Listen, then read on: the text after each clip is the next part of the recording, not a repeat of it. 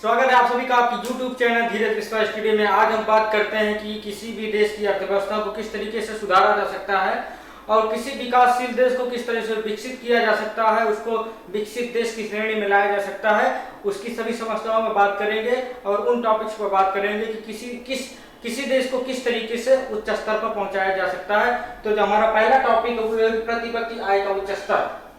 यदि किसी देश को विकसित देश की श्रेणी में लाना है तो उसे अपने देश की अपने प्रति व्यक्ति आय को जो है बढ़ाना होगा, हर व्यक्ति की आमदनी को बढ़ाना होगा। जैसे अपने यहाँ क्या है, भारत में $4,592 प्रति व्यक्ति आय जो है वो निर्धारित है कि एक साल में हर व्यक्ति इतना कमाता है, लेकिन ये सबसे निम्न आय है। हमें जो है जब तक हर व्यक्ति की उच्च आय नहीं होगी, मतलब हर व्यक्ति की इनकम जो है वो उच्च नहीं होगी, ज्यादा नहीं होगी, तब तक कोई भी देश जो है वो विकसित नहीं हो सकता। अब मैं इसके फायदे बताता हूं कि यदि हर व्यक्ति की आय जो है वो उच्च होगी तो इससे क्या होगा। जब व्यक्ति की आमदनी बढ़ती है तो वो जो है उपभोग ज्यादा करता है, कहने का मतलब वो लग्जरी चीजें खरीदता है, मतलब वो फिर उसके अंदर डिमांड पैदा होती है, वो नई नई चीजें खरीदता है। जब डिमांड मार्केट में आएगी तो मार्केट में जब डिमांड आएगी तो उसको पूर्ति भी किया जाएगा, उसको सप्लाई करने के लिए मैन्युफैक्चर किया जाता है। मैन्युफैक्चर करने के लिए जो है कंपनियां लगाई जाती हैं, कर्मचारियों को रखा जाता है, जिससे कि कह सकते हैं रोजगार बढ़ता है। तो यदि आप किसी देश कोई भी देश यदि अगर अपना विकसित देश में अपना स्थान बनाना चाहता है तो उसे सबसे पहले अपने देश के हर नागरिक की आमदनी को बढ़ाना होगा, ताकि उसकी जो है क्रय शक्ति बढ़ सके। और जब क्रय शक्ति बढ़ेगी तो जो है उससे मांग बढ़ेगी, और मांग बढ़ेगी तो पूर्ति करने के लिए तमाम प्रकार के आर्थिक क्रियाकलाप किए जाएंगे, जिससे देश जो है वो अग्रसर होगा, मतलब विकसित श्रेणी में पहुंचेगा।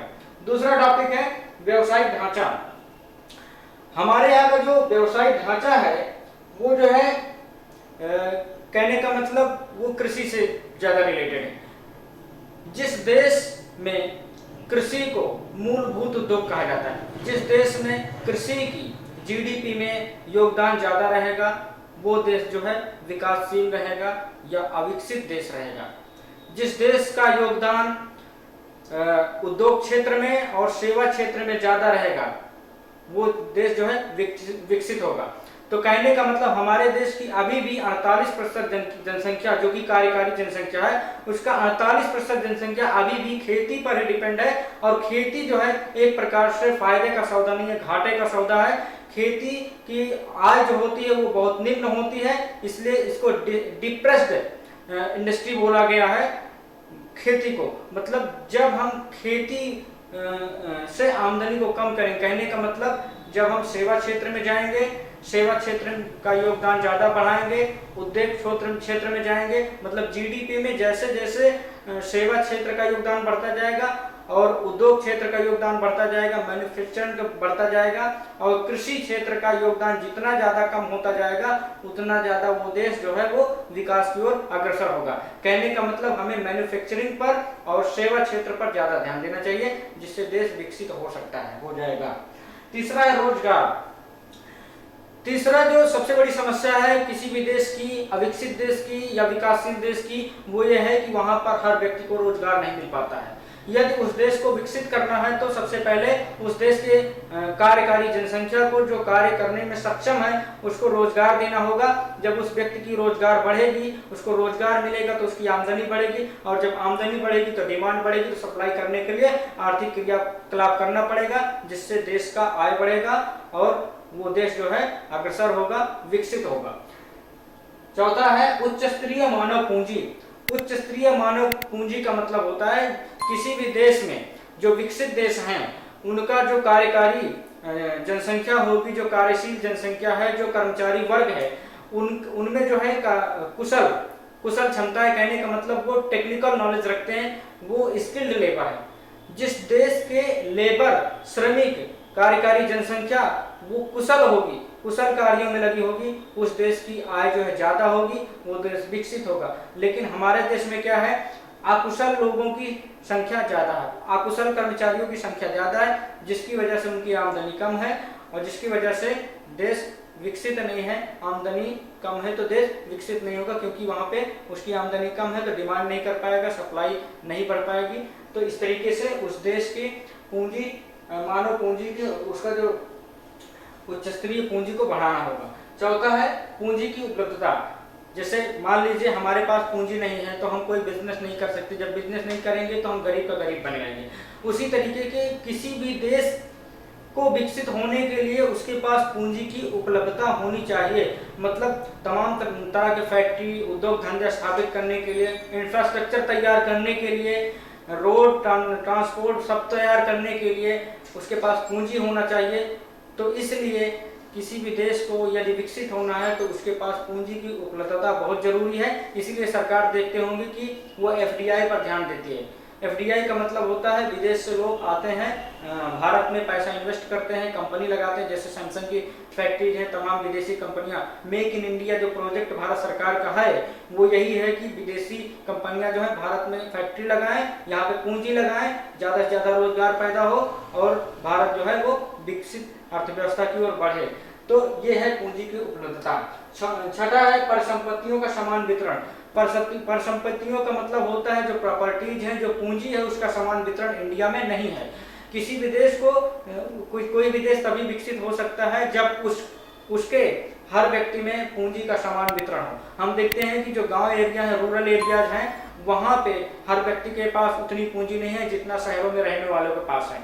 तो पूंजी जब है, पूंजीपतियों के पास है, अमीर लोगों के पास है, गरीब है तो बिल्कुल गरीब है, अमीर है तो बिल्कुल अमीर है। इस तरीके से पूंजी का असमान वितरण हो जाता है, जिससे डिमांड पर असर पड़ता है, जिससे सप्लाई पर भी असर पड़ता है।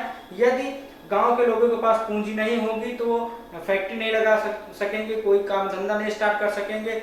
वो जो है उनका कहने का मतलब कोई भी चीज़ खरीदने का मन हुआ, फ्रिज खरीदने का मन हुआ, कूलर खरीदने का मन हुआ या कोई भी चीज़ खरीदने का मन हुआ तो वो नहीं खरीद सकते, क्योंकि उनके पास पूंजी नहीं है। जब खरीदेंगे नहीं तो गांव में डिमांड नहीं बढ़ेगी। जब डिमांड नहीं बढ़ेगी तो कोई भी दुकान धंधा क्यों गांव में खोलना चाहेगा? कोई भी ना तो एसी फ्रिज कूलर कोई नहीं बेचेगा, क्योंकि वहाँ पे कोई डिमांड ही नहीं है। डिमांड क्यों नहीं है? क्योंकि वहाँ उनके पास पूंजी नहीं है। तो इसलिए इस समस्या को खत्म करने के लिए पूंजी का समान वितरण करना होगा। इसके लिए सरकार तमाम प्रकार की योजना लाती है जिससे कि पूंजी का समान वितरण हो और असमानता कम हो, जिससे देश जो है वो विकसित अर्थव्यवस्था बन सके।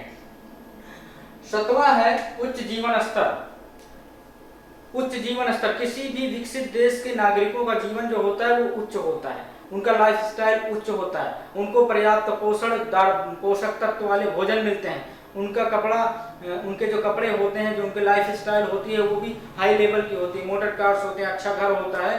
तो जब ऐसा होगा, जब उच्च जीवन स्तर होगा, किसी भी नागरिक को जब बढ़िया उसको भोजन मिलेगा पौष्टिक, तो उसके शरीर में ताकत आएगी, इम्यूनिटी आएगी।